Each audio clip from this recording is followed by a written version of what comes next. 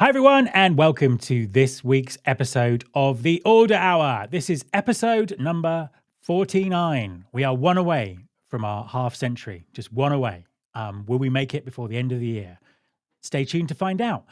So this is your favorite way to end the working day or start the working afternoon, depending on where you're based in the world. I'm Matt Alder. I host the Recruiting Future podcast. I also host the Alder Hour. This show is part of the Purple Acorn Network. So head over to purpleacornnetwork.com if you want to find out more about the great shows that are on the Purple Acorn Network.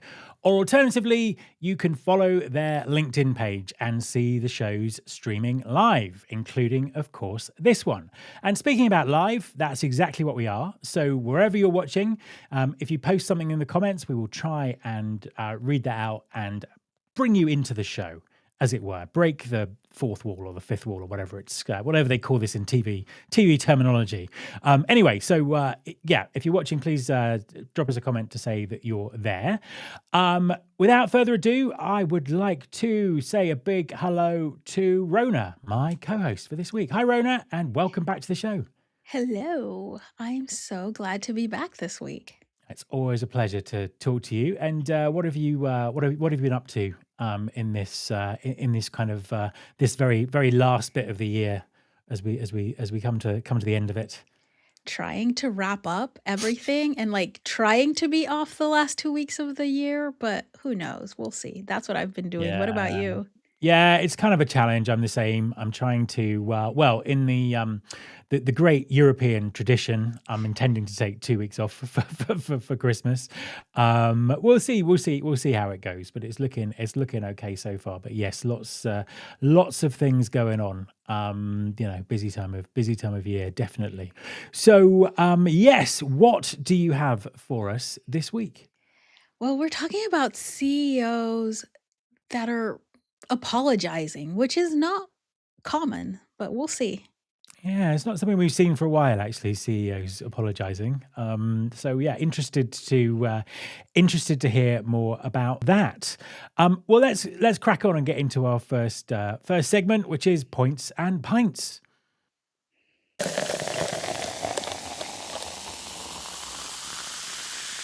Okay, so if you've not watched the show before or you've forgotten, what we do at this point is we grab a drink and we talk about two headlines that we've seen in the news this week.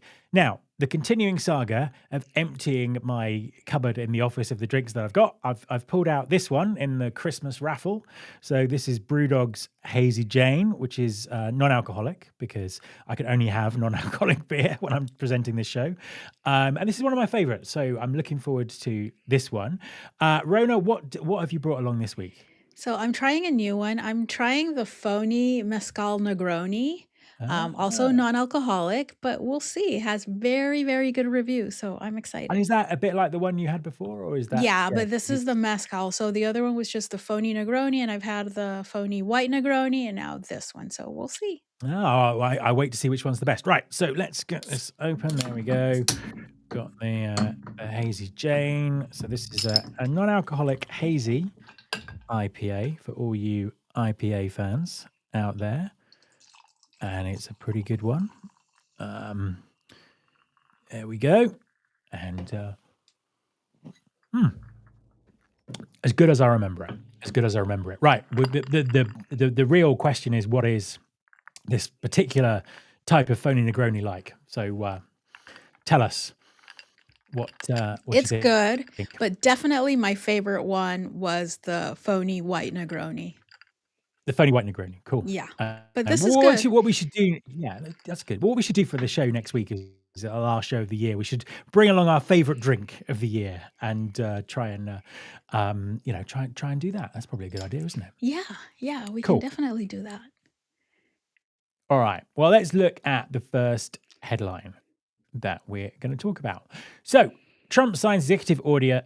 I'll say that again. Trump signed. It definitely is non-alcoholic. I have checked. Trump signs executive order limiting states' AI regs, federal preemption for workplace tech.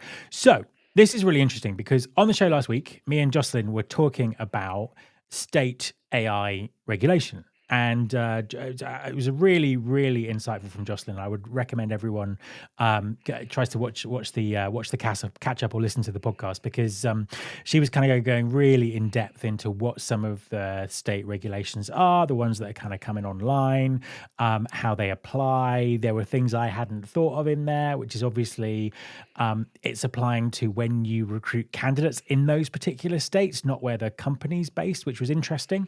And one of the things that we flagged up was the potential for this forthcoming executive order kind of effectively nullifying all those different regulations.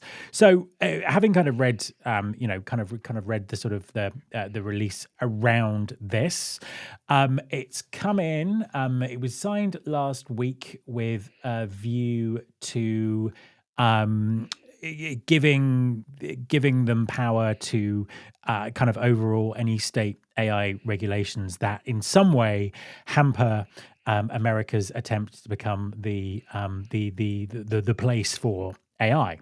Basically.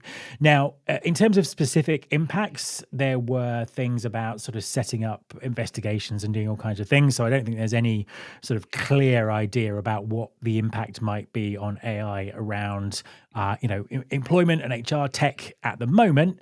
But obviously, potentially a lot more confusion. Right, Rhona, what's your take on this one?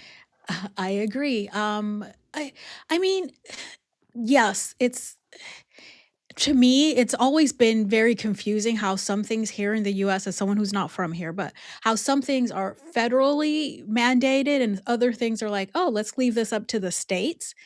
Um, so I think this might be a kind of better thing where it's like one thing and every law can't go against that thing. I think it's going to be easier. I mean, just thinking of someone like me who recruits across multiple states and countries and stuff like that, just having not different rules like, oh, remember, here's this and here's that, like it will simplify it. I think we shall see, because it's going to depend on what real decisions are made at the federal level and how it really impacts us. And we know how a lot of decisions politically are made. Yeah. So that's my only concern.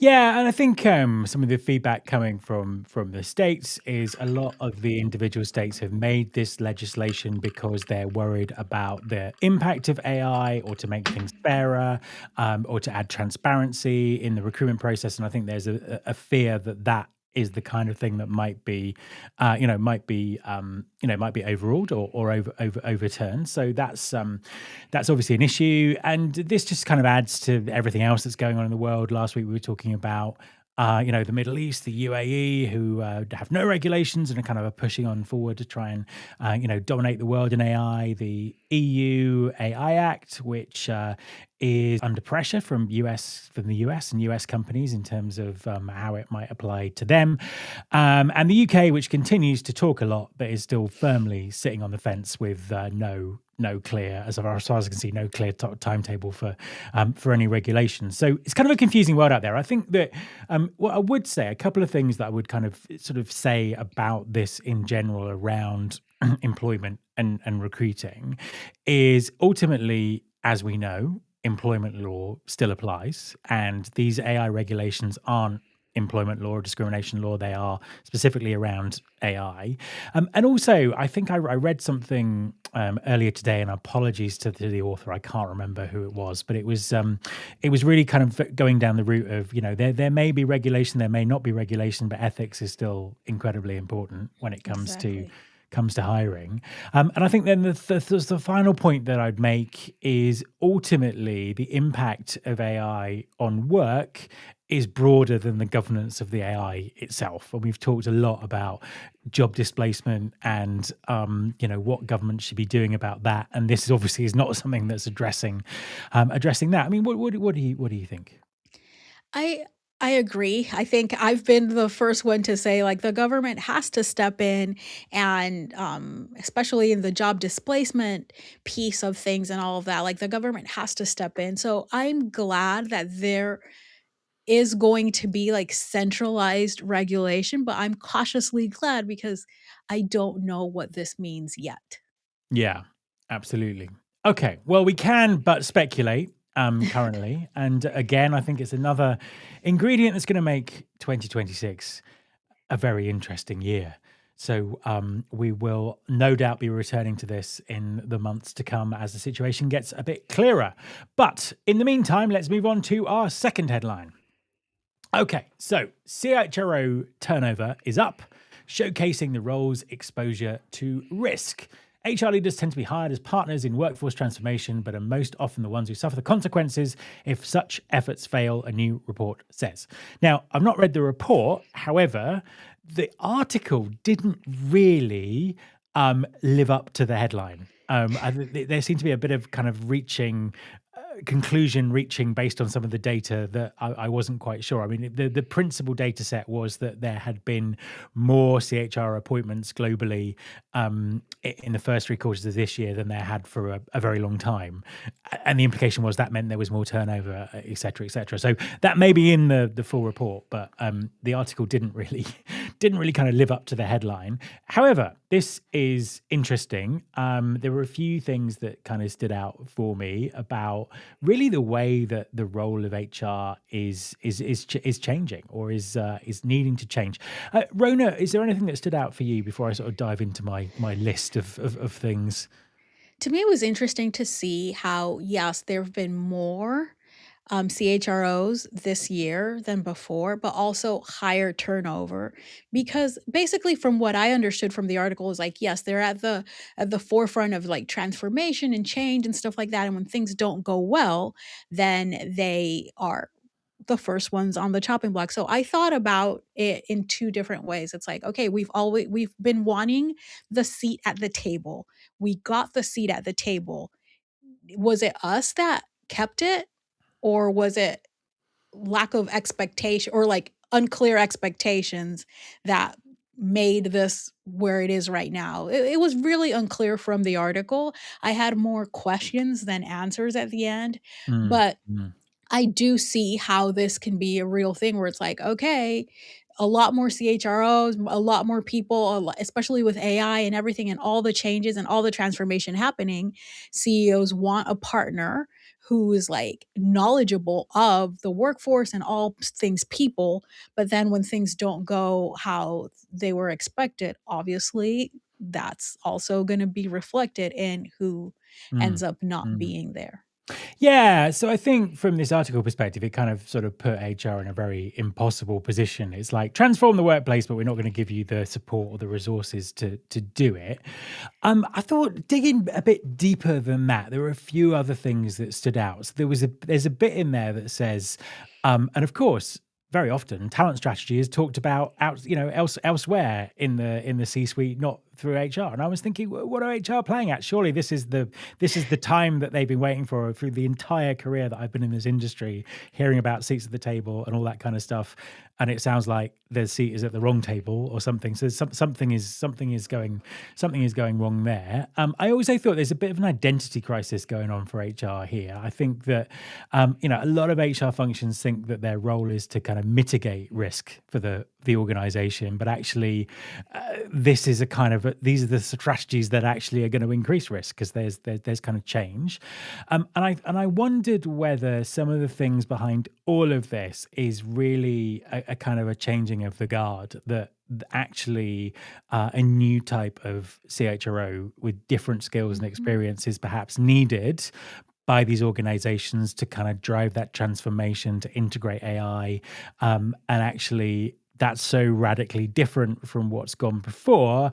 It may well be that people who are in that role just didn't have the right skills or even the willingness to want to do that. I think that was my kind of conclusion from it.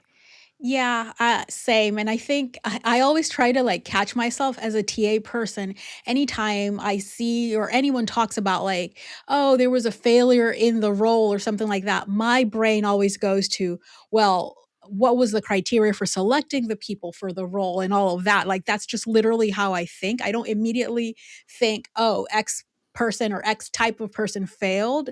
For me, it's like, well, what were you expecting? What skills did this person have? Were they lined up?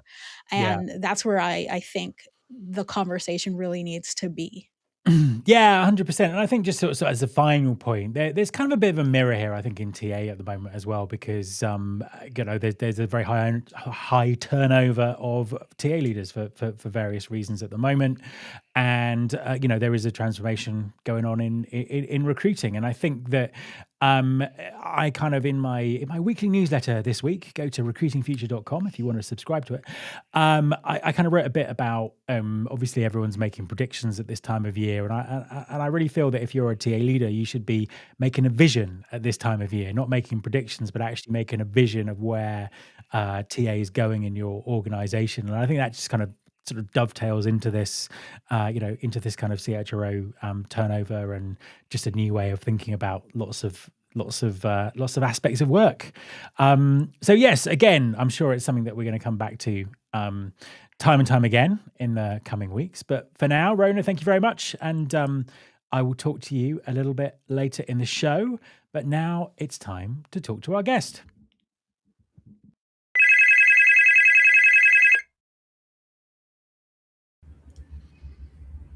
Hi, Claudine, and welcome to the show. Hello and happy holidays. Thank you for having me. Thank you very much, and it is a pleasure to be talking to you. Could you just introduce yourself and tell everyone what you do? Sure, be happy to. So my name is Claudine Trudeau, and I'm the Assistant Vice President of Talent Acquisition at a senior living company called V, and we're Excellent, based out of Chicago. great. And tell us a little bit more about V. What? Yeah, sure. So we've got 10 communities across the U.S. We are a high-end luxury continuous care organization. So we have independent living, assisted living, memory support, and skilled nursing for our residents. Fantastic, and I'm sure that leaves you with lots of sort of talent and recruiting challenges. What are the kind of the most the biggest sort of challenges that you have at the moment, or that you've had in the last year or so?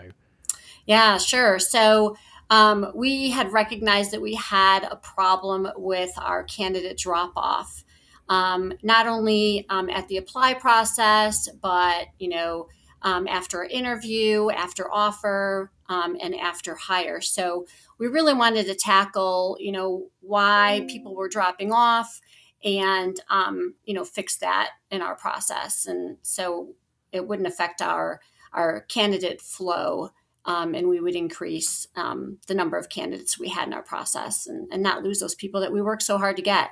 Yeah, absolutely. So tell us kind of how you sort of work through that, and how you optimize that, and how how did you go about fixing it? Yeah, sure. So I assembled a project team of HR team members as well as hiring managers, and we did several steps. First, we looked at our candidate journey. We mapped it all out on paper, from apply all the way to hire. Identified, if we had any gaps in our process. We found that we had communication gaps in our process, um, and maybe some duplication of efforts, too much time spent in the interview process. We identified areas of frustration and maybe extra effort that the candidate would have to go through, perhaps lack of information from our communication. Okay. We also looked at how long they were spending at each step in the process.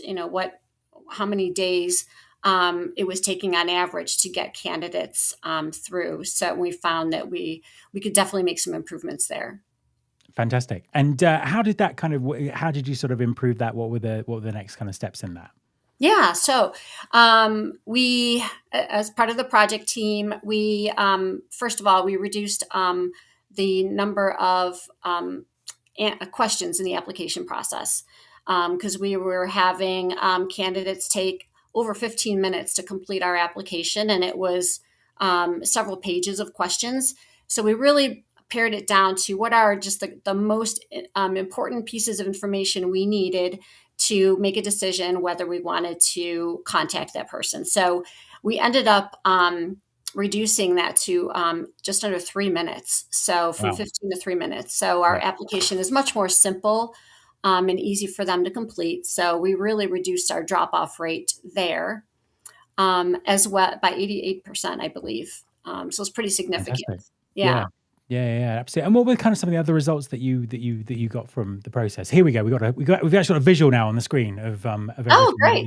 everything that you did. So the challenge was the drop off. Then Yep. you mapped out the journey, did what you said. We got some of the kind of we got some of the results there. Tell us about the impact, overall of sort of going through this process. Yeah. So the impact obviously was our applicant flow had increased. We had a more positive experience. We weren't getting the same amount of drop off. Because we really reduced one of the biggest impacts I think that we made was we reduced the number of interviews Yeah. that candidates had to go through per the interview process. We had, for some positions, especially higher level positions, we had as many as 22 people involved in the interview process for Wow. one position. Yeah. So Wow. it was a lot. So we got that down tremendously. We removed anyone that was just not a decision maker in the hiring process, and really, got it down to just those that needed to be involved in the interview. So we reduced the number of interviews by 47%. I think we eliminated over 200 interviewers for 57 individual positions. And how difficult was it to make these changes? I mean, how long did it take? What were the sort of the most difficult aspects of the kind of the change management here? Yeah, sure. Change management is so critical when you do things like this. So, I got input from obviously our team, and we looked at the data. We used the data to support our mission here, and got support from leadership as well.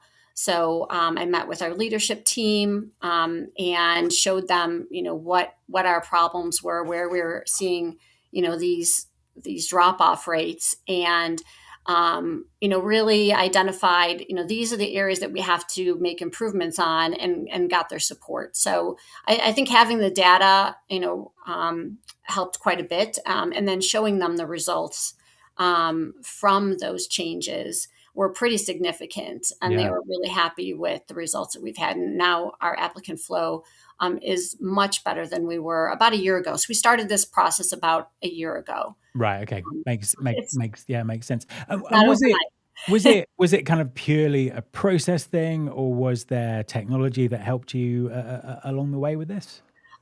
Yeah, there was, it's mostly process, changes to the process, a lot of documenting. We did put together a guide for hiring managers on the interview process, all the way from apply to hire. But then we also put together an onboarding guide.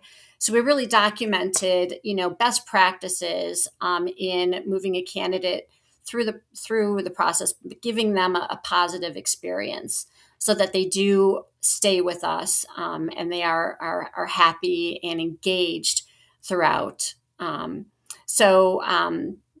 and in just creating more realistic expectations as well. We're still in the process of doing this, but we put together videos, very short videos from those that are in the roles, describing what is a typical day. What's a day in the life of a position, for example, housekeeper. We have a really nice realistic job preview for housekeepers that is on the job postings themselves, that they can watch. We have it in 3 languages: English, Spanish, and Creole. They just describe, kind of what a day is like at one of our properties in that role. What are the challenges? What are, the benefits, the perks, the hours, the shifts, the culture, all of that. So I think that is helpful too for candidates to get an idea of what it's like to work in our environment in Yeah. a position that they're interested in. Oh, absolutely. And you've had quite a lot of success with referrals as well, haven't you? Oh, a huge success with referrals. And, we use a system through Erin, ERIN, and we're able to completely automate our referrals. And we just rolled out a new feature that they have, which is making it simpler for our employees to submit referrals by just texting the word refer to a number on their phone. And then they don't have to log in. They don't have to remember their password. They don't have to go to the app anymore. They can simply just text that word refer to the number and submit just a name and email of someone that they want to refer to us. And then the system recognizes if they get hired, and then automatically identifies how much that position would pay. And then we just submit them to payroll. And we also have gamification. So they're very engaged, because especially if they are competitive and they want to see their name at the top of the Yeah, of course. leaderboard. Yeah. And then they can redeem points for different activities that they do to refer people, and redeem those for gift cards of their choice. So there's a lot of incentives there, and it's been very successful for us. And is there a slightly different communication process or recruitment process for candidates that are referred? Or does it just kind of, you've optimized the other one so well, it just works for everyone? Yeah, it's pretty much a one size fits all. Yeah, there are automated emails that come from Erin, but aside from that, yeah, it's pretty much the same process as someone who comes in off of Indeed or something. And obviously, we're reaching the end of the year. It's arriving fast. I think there's about 16 days to go, or something like that. What's your kind of plans for next year? What's going to evolve? What's the kind of the sort of the big vision moving forward? Right, right. So next year, we're really going to see how we can leverage AI in our process. We've already implemented a chatbot on our career site that is more intuitive and can answer a lot more questions than the previous version that we had. So, just really capitalizing on AI and what could it do for us to, improve our process even further. Fantastic. Claudine, thank you very much for talking to me. Oh, it was a pleasure. Thank you so much for having me. Absolutely. Right. It's time for trending or ending.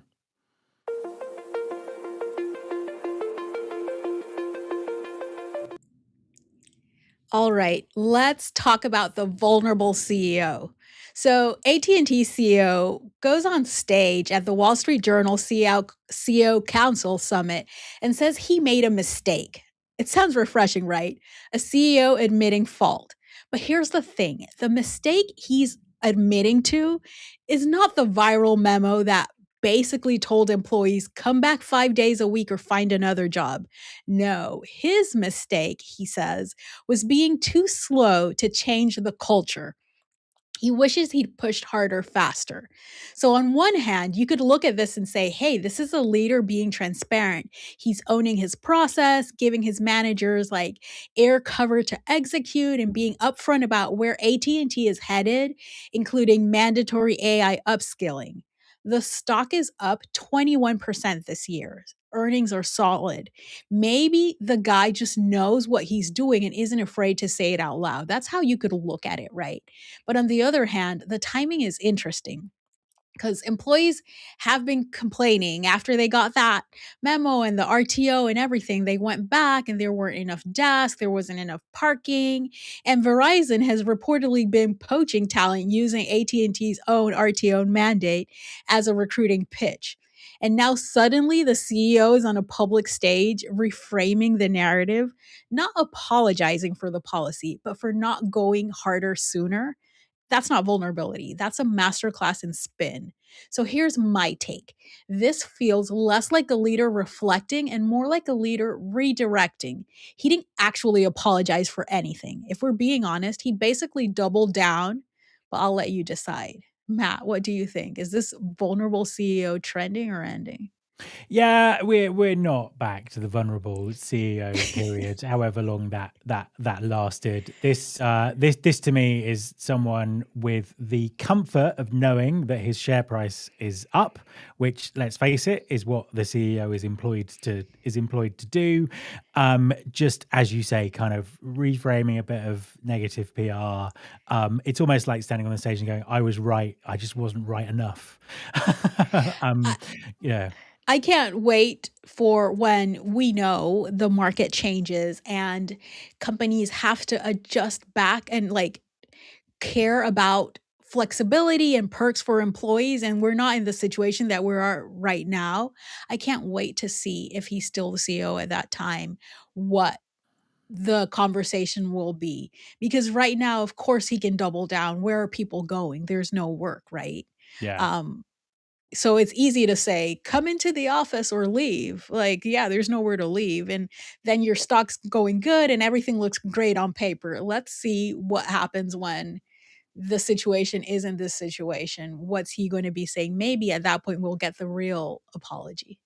Yeah, I think that the talent markets will eventually have a lot to say about this and how it works, particularly if his competitors are using that as a way to leave a talent out. I mean, I think again, going back to the vulnerable CEO thing, I've never really bought it anyway, because I think that when CEOs have kind of stood up and said, "I made a mistake. We've got a burning platform with blah blah blah, whatever it is." It's not that vulnerability transports through the rest of the organization. People are still getting fired for making mistakes, and sometimes it can just be shocking. I can't remember. There was a few times where CEOs have made massive layoffs, and they've kind of blamed themselves in the letter and said, "I should have done this earlier," or all this kind of stuff. But they're not leaving; they're Yeah, staying. exactly. And to me, that just felt really, really kind of insensitive. So yeah, it's not something I really buy into anyway. And yeah, I think there just is a moment at the moment when CEOs can pretty much say what they like, as long as their share price is going up. In some cases, even if it's not. And yeah, as I say, like you, I do wonder whether it will come back to haunt some of them. When things kind of swing in another direction. But it's probably more brazen than I've ever seen it before, or certainly since I've for a very long time, just in terms of some of the stuff that's being said and some of the stuff that's being done and some of the decisions that are being made. Or maybe it's just the contrast to where we came from a few years ago. Maybe that's the really Yeah. jarring factor, that we were working from home. We can do this. We've suddenly discovered that we love our staff and our people are, the total swing the other way. Maybe it's the contrast between the two that's jarring, rather than what they're doing. I don't know. What do you think? And someone's frozen Rona. So it's just me, or maybe I've frozen, and Oh, you could only hear me. Oh, you're back. You're back. yes, you're back. Yeah, I couldn't work out whether you disappeared or I disappeared. Have you got any kind of technology supplied by AT&T there? Do you think they kind of pressed a button to just Actually, actually, no. I yeah, I I am very proudly with their competitor there here we in the are. area. Yeah, But no, what I was saying is like as millennials in the workplace, I think we were always expecting this type of acknowledgement, and maybe Gen Xers too, like, oh, we've worked so hard. Look, they care about us. They're giving us flexibility. That's why like that short, very short period where companies cared about us, or were I would say where companies had to act like if they yeah, cared about us, yeah. was like we clung onto it so fast and wow, because it's something that we had wanted for so long. But yeah, they're just We knew it wasn't going to last Yeah, forever. We knew. I just as a fully paid up member of Gen X, and thank you for remembering Gen X. Most people just forget all about us. But I don't think we ever believed them. Basically, I think that was the, that was the thing. And I think it was just there were so many decades of people are the most important part of our business, just being said over and over again, and nothing ever being done to measure up to that unless they were sort of recruiting for talent. But I think that I think that that's interesting, because I think that in some ways, and I'm not a massive into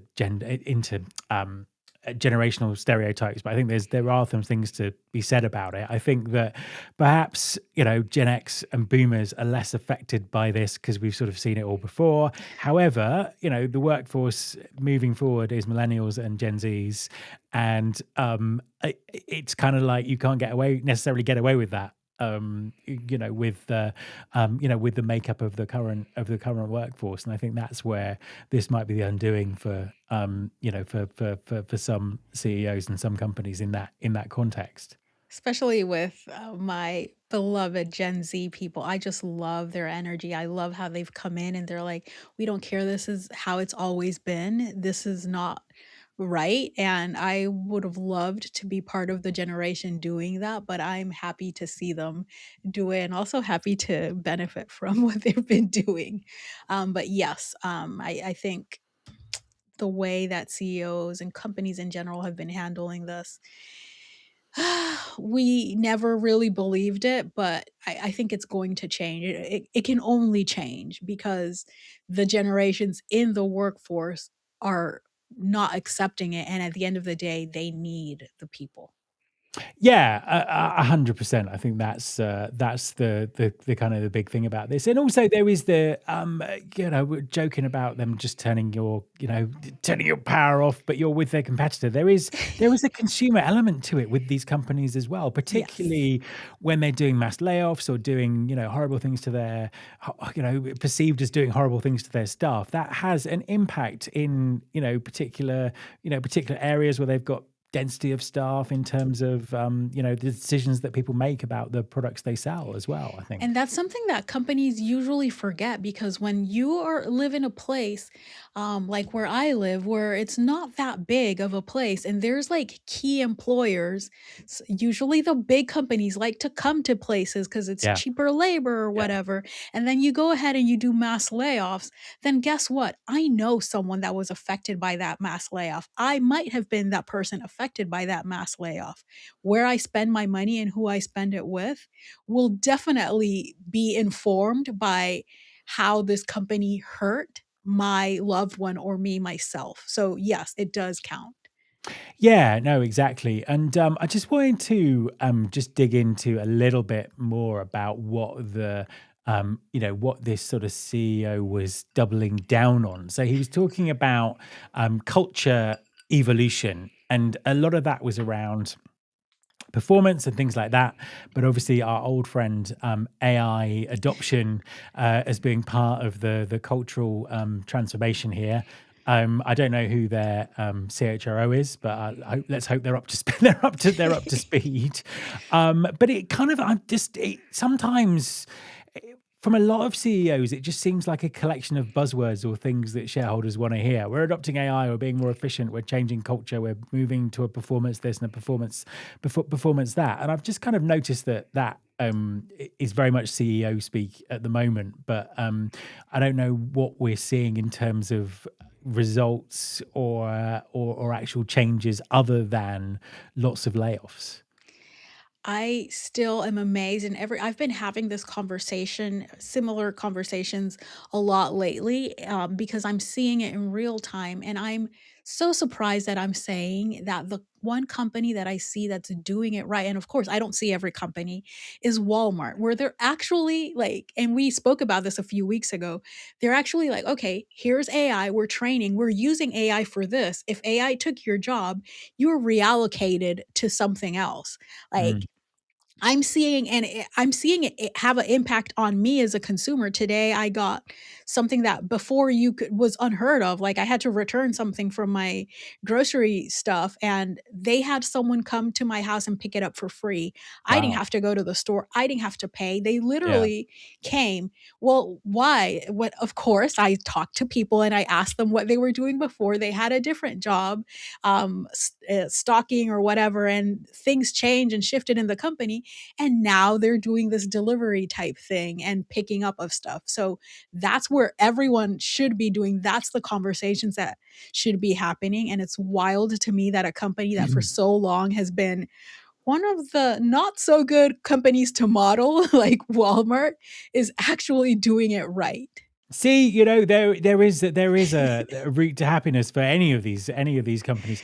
I think it's interesting as well because it strikes me there that is a company that's actually got a strategy around this that isn't just we'll lay off X% of the workforce at random, we'll shout the word AI and hope the pieces fall into place. And I think that a lot of the stuff that I've been doing on my podcast this year has been exploring, what AI actually means in the workforce. And it's a really complex situation because it doesn't take all of someone's job. It takes bits of someone's job. Exactly. And if you're just kind of making layoffs and you don't have a plan, then you're never going to really get the benefit from it. And it sounds like Walmart are doing exactly that. They're kind of thinking about jobs, they're reallocating them, they're moving to people to where they're giving the biggest human value, having someone come around and do that for you. That's a real human. That's fantastic. You're gonna remember that when you're thinking about using one of their competitors. And it just strikes me that there's a difference in the implementation of this, and I wonder. I just feel that they're the companies that are going to win this AI race, rather than the ones who are just cutting. We'll cut 10% of the workforce. We'll shout AI and get the HR director to sort it out. Basically. Yeah, and when we notice it's a mistake, we'll hire people back. Yeah. If anyone wants So to come back. So it's still wild to me that Walmart is the company that I'm using as an example, but kudos to them. So are we trending or ending with this one? I think I don't think it's trending. Oh, is it? I think it will continue to trend because they're doing, lots of companies are doing very unsmart things, and they will have to quote unquote apologize. So we will continue to see the vulnerable CEO, but I think we'll continue to see these non-apology apologies. Yeah, they should just replace the CEOs with AI. I think that's probably the answer. I Yes, think that's the probably the answer. best thing to, probably better than some of the stuff that happens at the moment. Thank you so much, Rhona. Looking forward to having you on the show in a couple of weeks' time. When we'll be doing some predictions for 2026. In the meantime, that brings us to the end of this week's show. So thank you to Rhona, thank you to Claudine, our guest, thank you to Alan, our producer, for as ever holding everything together in the background. We are not here next week, but we will be here the week after for show number 50. Where we will be making some predictions or talking about other people's predictions. We haven't quite decided what we're going to do yet for 2026, which will be only a couple of days away by the time that we are back. So happy holidays to everyone in the meantime. There are, as ever, a huge lineup of great shows on Purple Acorn that you can check out all over the holiday period. So there's Rhona's show, Workfluencer, the HR Morning Show, From the Desk, My First Job, From Ecstasy, and many, many, many more. So head over to purpleacorn.com or follow their LinkedIn page to find out more. If you want to listen to my longer form interviews, check me out at Recruiting Future, wherever you listen to your podcasts. This show is also available as a podcast if you want to check out the conversation we were having about state AI laws last week. Checking it out wherever you listen to your quality podcasts would be the best place to find it. So the Alder Hour will be back in 2 weeks' time. I'm already looking forward to it. This is Matt Alder, clocking out.